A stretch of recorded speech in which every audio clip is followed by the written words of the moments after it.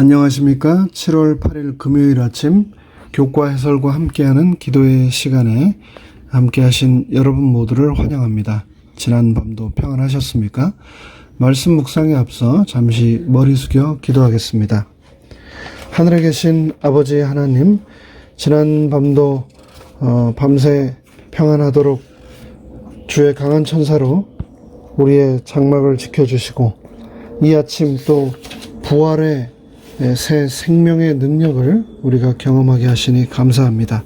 지난 한 주간 시련에 관하여 말씀을 통하여서 묵상함으로 하나님의 뜻을 우리가 조금이라도 더 이해하기 위하여 성령님의 인도하심을 간구하였고, 오늘 이제 그 여정의 마지막 시간을 갖습니다. 오늘도 성령님 우리 가운데 함께 하시고 우리 마음에 친히 말씀하여 주시옵기를 예수 그리스도의 이름으로 간절히 기도드립니다. 아멘. 우리는 지난 한 주 동안 닥쳐오는 시련이라고 하는 제목으로 우리 인생에 일어나는 수많은 시련들에 관하여 함께 성경 본문을 통하여 여러 경우들을 살펴보았습니다. 첫째 날, 예상치 못한 일들을 우리가 경험할 때 그 시련들을 이상하게 생각하지 말아야 하는 이유를 우리는 베드로전서 4장을 통하여 살펴보았습니다. 그렇게 우리 인생에 다가오는 전혀 예상하지 못했던 시련들일지라도 그 모든 것들은 낯선 일이 아니라 용광로, 즉 우리를 더욱 단련시켜서 하나님의 뜻대로 사용하시고자 하는 하나님의 선하신 뜻이 그곳에 있다는 것을 잊지 말아야 한다라고 교과의 저자는 말하고 있습니다.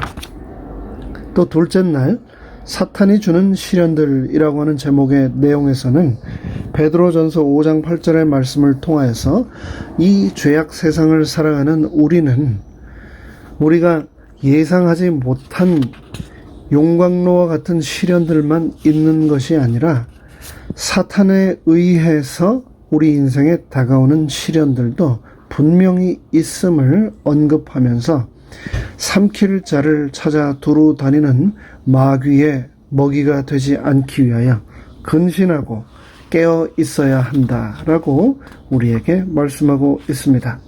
사탄은 끊임없이 그리스도인들을 공격하고 시련을 가져다 주지만 우리가 믿음으로 그리스도에게 매여 있다면 그 어떤 강력한 사탄의 시련일지라도 우리를 무너뜨릴 수 없다라고 교과 해설은 말하고 있습니다.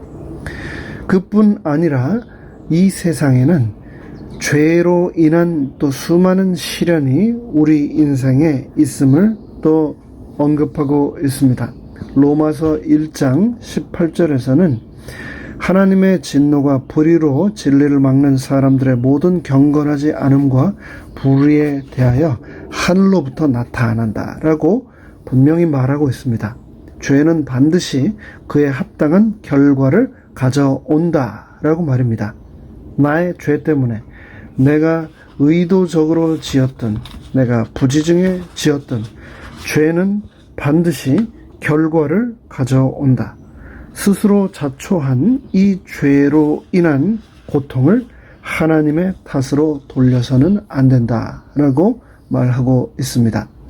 넷째 날, 또 다른 한 패턴의 시련이 소개되는데요. 바로 정결케 하는 시련이라고 하는 제목의 내용을 저희가 함께 나누었었죠. 하나님께서는 금속 속에서 불순물들을 제거하기 위하여 뜨거운 열을 가하여 그 돌덩어리들을 녹이고 연단하는 것처럼 하나님께서는 내 삶 속의 죄를 제거하시기 위하여 말씀의 칼을 우리의 삶 가운데 대시는 경우가 있다라고 말합니다. 말씀의 칼이 우리 삶 속의 죄들을 도려낼 때 그 고통은 말할 수 없지요.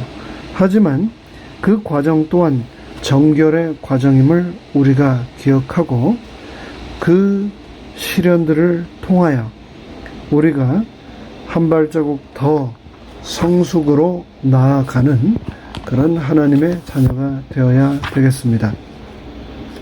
어제 마지막 5째 날 우리는 성숙을 위한 시련이라고 하는 제목으로 고린도후서 12장에 등장하는 바울의 이야기를 살폈습니다.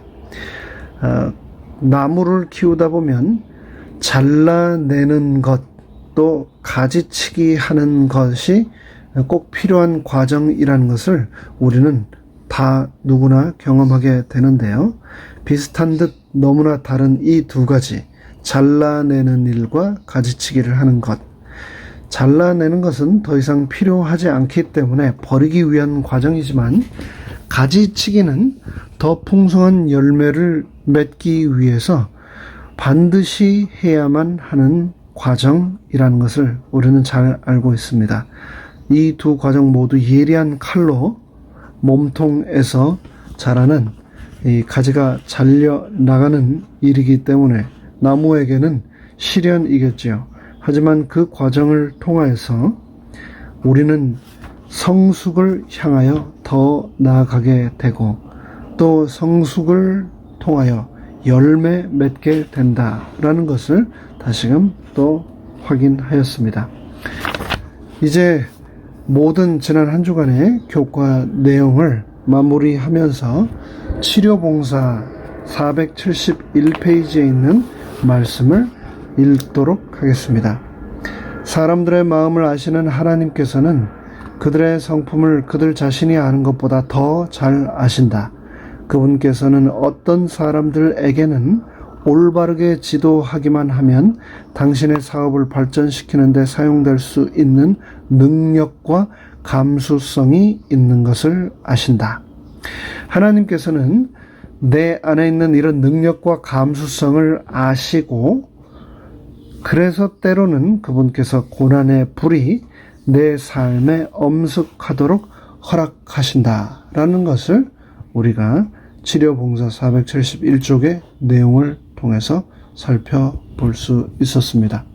죄의 결과를 마주하는 것 정말 쉬운 일이 아닙니다. 그러면서 우리는 스스로 이런 비슷한 많은 질문들을 하게 되지요. 내가 다시금 하나님과 올바른 관계 속에서 살 수 있을까? 내가 포기하지 않고 이 시련과 고난들을 이겨나갈 수 있을까? 그럴 때 로마서 5장 1절에서 우리에게 주셨던 하나님의 말씀을 꼭 기억하게 되시기 바랍니다. 시련은 인내를 배우고 소망 중에 즐거워하는 믿음을 얻도록 우리를 권고하고 하나님의 약속을 절대적으로 신뢰하는 믿음을 기르도록 격려한다는 것을 말입니다. 엘렌 화이트이 하나님께서는 당신의 섭리로서 우리에게 때로는 고난을 허락하시는데, 과연 어떤 사람에게 일어난 일이 하나님의 섭리이고 또 어떤 사람에게 일어난 일은 하나님의 섭리가 아닌지, 내 인생에 닥쳤던 시련 가운데 하나님의 섭리로 일어난 시련과 내 죄악의 결과로 일어난 시련이 어떻게 다른지 구별해낼 수 있을까요? 시련을 통해서 우리가 배운 교훈들을 우리가 되돌아볼 때 우리 스스로 이 질문에 대하여 우리는 답할 수 있을 것입니다. 요셉의 고난의 길은 다 지나고 되돌아보니 하나님의 섭리였습니다. 당시에는 도저히 극복할 수 없을 것 같은 엄청난 시련들이었지만 지나고 보니 순간순간 인생의 구비구비가 하나님의 인도하심이었다는 것을 요셉은 알 수 있었습니다. 오늘을 살아가는, 그리고 오늘까지 살아온, 앞으로를 또 살아갈 우리의 삶도 요셉의 삶과 같게 되기를 바랍니다. 우리 주위에 지금 시련의 순간을 지나고 있는 사람이 또 분명히 있을 것입니다. 그 시련의 원인이 무엇이든지 간에 그런 사람들에게 우리는 어떻게 도움을 줄 수 있을까요? 시련의 원인을 찾는 것 정말 중요합니다. 그 시련이 나의 죄 때문인지 아니면 나의 영적인 성숙을 위해서 하나님께서 허락하신 것인지 아니면 나의 삶이 나의 영혼이 더욱 정결해지도록 하나님께서 인도하시는 시련인지 아니면 사탄에 의해서 일방적으로 주어지는 시련인지 우리가 다 그 순간 알기는 어려울 수도 있습니다. 하지만 그런 시련 가운데 누군가가 있다면 그들을 돕기 위하여 전심전력을 다하여 진정한 마음으로 그들을 위하여 기도할 뿐 아니라 기도를 통하여 그들을 도울 수 있는 방법을 하나님께서 알려주시기를 간구하는 것 또한 우리에게 꼭 필요한 과정이라고 생각을 합니다. 지난 한 주간 부족한 저의 이 교과 해설의 시간을 처음부터 끝까지 동행하여 주시고 개인적으로 연락 주시면서 용기 주시고 또 느끼신 바를 나누어 주신 사랑하는 모든 성도 여러분 진심으로 감사합니다. 여러분께서 주신 기도와 또 격려가 저에게 얼마나 큰 용기와 은혜가 되는지 모릅니다.